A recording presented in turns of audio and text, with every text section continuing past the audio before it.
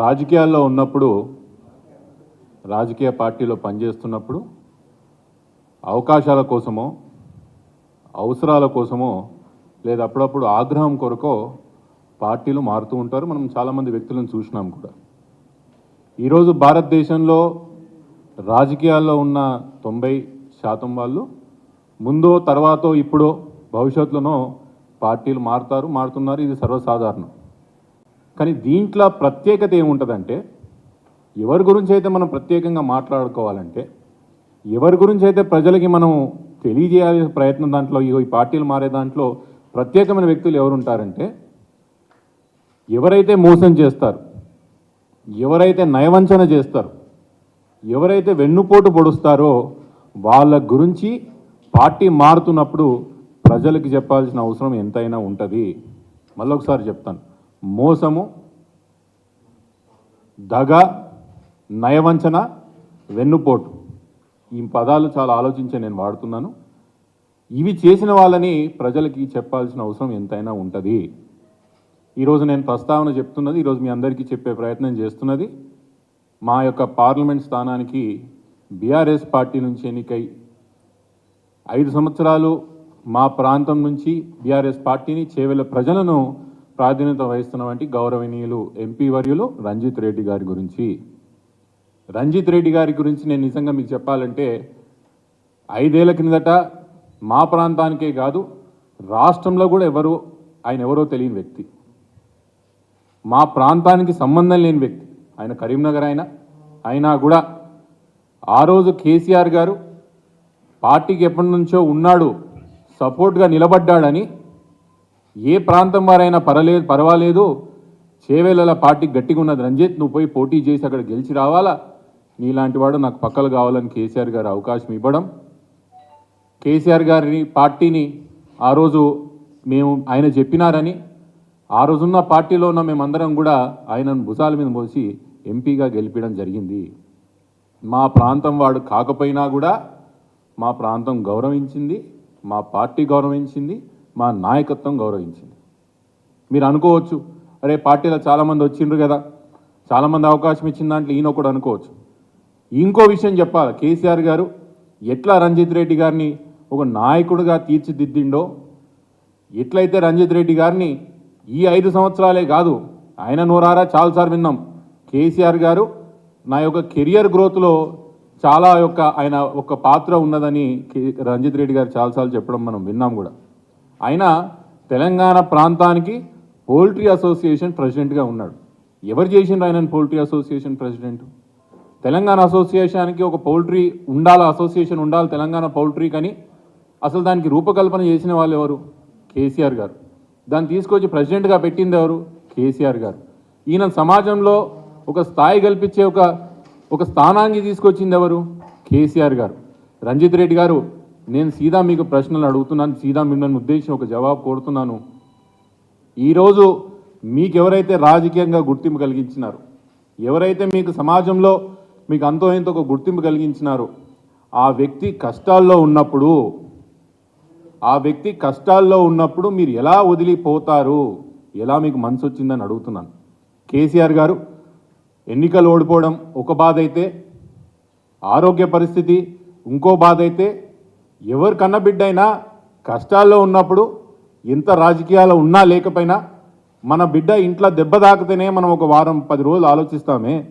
అట్లాంటి కేసీఆర్ గారి బిడ్డని ఈరోజు జైల్లో పెట్టడం జరిగింది, అరెస్ట్ చేయడం జరిగింది. ఇట్లాంటి పరిస్థితిలో నాయకుడు ఇబ్బందులో ఉండడమే కాదు, బాధలో ఉన్నప్పుడు ఎలా మీరు వదిలిపోతున్నారు రంజిత్ రెడ్డి గారు అని చెప్పి మీకు ప్రశ్నిస్తున్నాను. ఎలా మీకు మనసు వస్తున్నదని, అవకాశాల కోసం, స్వార్థాల కోసం మరీ ఇంత నయవంచన అవసరమా మీకు నేను అడుగుతున్నాను రంజిత్ రెడ్డి గారు. మీకైతే అస్తిత్వం కల్పించిన నాయకుడు కదా కేసీఆర్, గౌరవం కల్పించిన నాయకుడు కదా కేసీఆర్, ప్రజల్లో 10 మంది మీకు ఒక పలుకుబడి కల్పించిన నాయకుడు కదా కేసీఆర్ బీఆర్ఎస్ పార్టీ. ఈరోజు రాజకీయంగానే కాదు, మీరు ఆర్థికంగా కూడా పరిపుష్టిగా ఉండడానికి కేసీఆర్ కారణం కాదా? మీరు మనసు మీద చేసుకుని చెప్పండి అంట. నేను ఆ రోజు మీరే చాలాసార్లు చెప్పారు మీరు తండ్రి లాంటి మనిషి కేసీఆర్ అని. అట్లాంటి వ్యక్తిని ఈరోజు కష్టాల్లో ఉన్నప్పుడు మీ స్వార్థానికి ఎలా మీరు అవతల పార్టీలకు పోతున్నారని నేను అడుగుతున్నాను. నెల రోజుల కిందట మీరందరూ కూడా చూసిండ్రు. నేను రాజకీయాలు విరమించుకుంటున్నానని చెప్పారంట రంజిత్ రెడ్డి గారు. నేను రాజకీయాలు ఉండదలుచుకోలేదని చెప్పిండ్రంట. లాస్ట్కి మా పార్టీ నాయకత్వం దగ్గరికి వచ్చి మీ పార్టీలో ఉంటాను, నాకు ఇబ్బందులు అవుతున్నాయి, ఎటు పోనని చెప్పారంట. అయినా కూడా పాపం కేసీఆర్ గారు మేము నమ్మినారే. ఈ సమయంలో మీరు ఇది చేయడం కరెక్ట్ కాదు అని చెప్పి నేను భావిస్తున్నాను. దాన్ని ఉద్దేశించే ఈరోజు మీ ప్రెస్ సోదరులందరూ కూడా మీ ద్వారా ఆయనకు ప్రజలకు తెలియజేయడం ఏమనగా, ఇది ముమ్మాటికి నయవంచన, మోసము, దగా, వెన్నుపోటు అని చెప్పి మీ అందరి ద్వారా తెలియజేసే ఒక ప్రయత్నం చేస్తున్నా. ఇంకో విషయం, గమ్మతైన విషయం ఏంటంటే, ఈరోజు కాంగ్రెస్ పార్టీ కార్యకర్తలు మాట్లాడుకుంటున్నారు. అన్న, ఇది బేరం అయిపోయింది, Chevella parliament seat Congress party 100 కోట్లకి అమ్మేసిందని చెప్పి ఈరోజు మేము కాదు, కాంగ్రెస్ పార్టీ సగటు కార్యకర్తలు మాట్లాడుకుంటున్నారు. కాంగ్రెస్ పార్టీ సగటు కార్యకర్తలు ఈ భుజాలు జెండాలు మోయినికనే కానీ పదులు మోయినికే పనికిరావా అని అడుగుతున్నారంట. 10 ఏళ్ళు పాపం, 5 ఏళ్ళు వాళ్ళు కష్టాలు పడుకుంటూ ఆ పార్టీ నిలబెట్టుకున్నారు. మొన్నటికి మహేందర్ రెడ్డి గారిని తీసుకొచ్చి రుద్దడానికి ప్రయత్నం చేసిండ్రు. ఈరోజు రంజిత్ రెడ్డిని తీసుకొచ్చి ప్రయత్నం చేస్తున్నారు. కాంగ్రెస్ పార్టీ కార్యకర్తలు మాట్లాడుతున్న మాట ఏంటంటే, రంజిత్ రెడ్డి గారు 100 కోట్లకు చేవెళ్ళ పార్లమెంట్ని కొనుగోలు చేసిండ్రు, సీటుని కొనుగోలు చేసిండ్రు, టికెట్ని కొనుగోలు చేశారని ఒక మాట ఈరోజు చేవెళ్ళ ప్రాంతంలో మా యొక్క ప్రాంతానికి సంబంధించిన కాంగ్రెస్ పార్టీ కార్యకర్తలు మాట్లాడుకుంటున్న విషయం మీ అందరికీ కూడా తెలియజేస్తున్నా. ఇంకో విషయం కూడా చెప్తున్నా, రంజిత్ రెడ్డి గారు, బహుశా మీరు అనుకోవచ్చు డబ్బు మూటలతో పార్టీ టికెట్లు కొనుక్కోగలుగుతారు, డబ్బు మూటలతో చోటామోటా కార్యకర్తలను, లీడర్లను మీ వెంట తిప్పుకోగలుగుతారు, కానీ డబ్బు మూటలతో ప్రజలను కొనలేరు, ఓట్లను కొనలేరు అని చెప్తున్నా.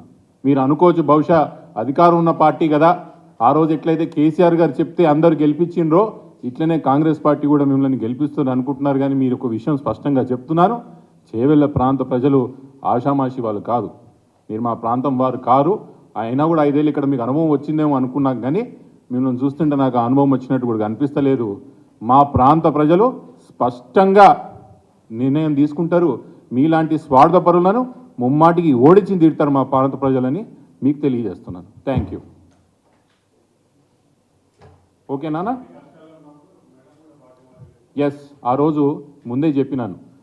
మేము ఆ రోజు అపోజిషన్లో ఉన్నప్పుడు 5 సంవత్సరాలు కాంగ్రెస్ పార్టీని అంటబెట్టుకునే ఉన్నాను బ్రదర్, నేను వదిలిపోలేదు. మేము కాంగ్రెస్ పార్టీని వదిలేయాల్సిన అవసరం ఎందుకు వచ్చిందని కాంగ్రెస్ పార్టీ మమ్మల్ని ఫినిష్ చేయాలని ప్రయత్నం చేసింది ఆనాడు. ఇప్పుడైతే ఏదో కార్యకర్తల బాధ నీకు చెప్పిన కాంగ్రెస్ పార్టీ కార్యకర్తల బాధ, ఆ రోజు నేను కూడా బాధపడ్డాను.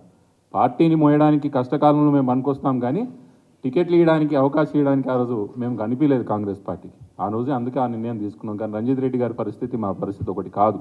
మేము అవకాశాలు ఇవ్వలేమని లేదు, గౌరవం కల్పించలేదని లేదు, కానీ ఆయన ముమ్మాటికి ఆయన స్వార్థానికి పోయినాడనే విషయం మీకు గుర్తు చేస్తున్నాం. అట్లేం లేదన్నా, పార్టీ నిర్ణయం తీసుకున్నది. పోటీ చేయాలని అనుకున్నాను. జీవితంలో నాకు ఇది ప్రతి 5 సంవత్సరాలకు ఒకసారి, మొదటిసారి దెబ్బ తాగినప్పుడు బాధ కలుగుతారు, ప్రతిసారి తాగినప్పుడు మొండిపడిపోయినట్టు నా పరిస్థితి అట్లుంది.